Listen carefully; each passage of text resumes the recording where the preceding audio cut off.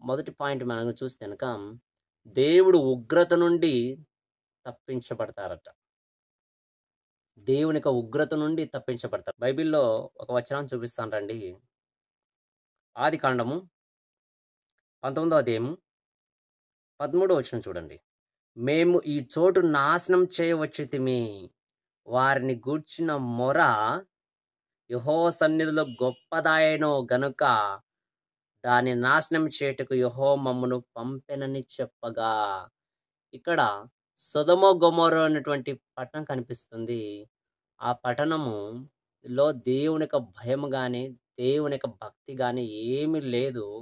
విచ్చలవిడిగా తమ యొక్క జీవితాలను నాశనంలోకి వారు తీసుకొని వెళ్తున్నారు. వరుస లేదు, వాయి లేదు, ఏం లేదు. మొత్తం వారు చేస్తున్నటువంటి క్రియలు దేవునికి బాధ పెట్టాయి. అలాంటి యొక్క వైఖరి ఉన్నటువంటి ఆ యొక్క సొదొమ గొమొర్రా పట్టణంలో ఒక వ్యక్తి నివసిస్తున్నాడు. ఆ వ్యక్తి ఎవరంటే లోతు గారు. లోతు గారు తన యొక్క భార్య, 2 పిల్లలు ఆ యొక్క పట్టణంలో ఉన్నారు.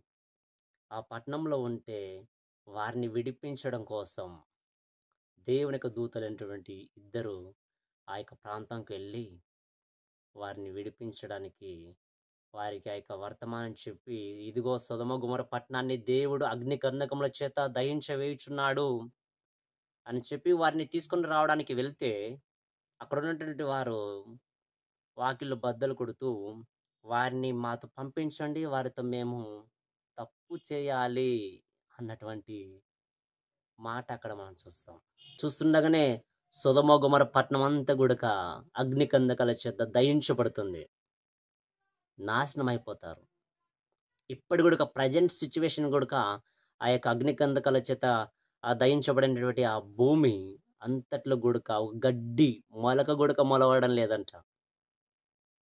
చాలా భయంకరమైనటువంటి పరిస్థితి ఆనాటి కాలంలో. లోతు గారు ఆ ప్రాంతంలో ఉన్నారు గనుకనే విడిపించడానికి దేవుడు వెళ్ళాడు. విడిపించాడు. అతన్ని విడిపించడానికి గల రీజన్ ఏంటో తెలుసా? దేవుడు అబ్రహామును ఎన్నుకున్నాడు.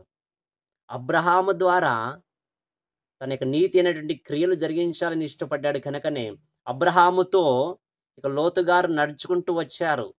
ఎక్కడికి? దేవుడు పాలు తేనెలు ప్రవహించు దేశానికి వెళ్ళమంటే అతనికి తోడుగా అనగా లోతు గారు అబ్రహాం గారికి కొడుకు వరుస అవుతాడు. అతడు నేను కూడా వస్తాను బాబాయ్ అంటే, సరే పద అని చెప్పి తీసుకుని వెళ్తాడనమాట.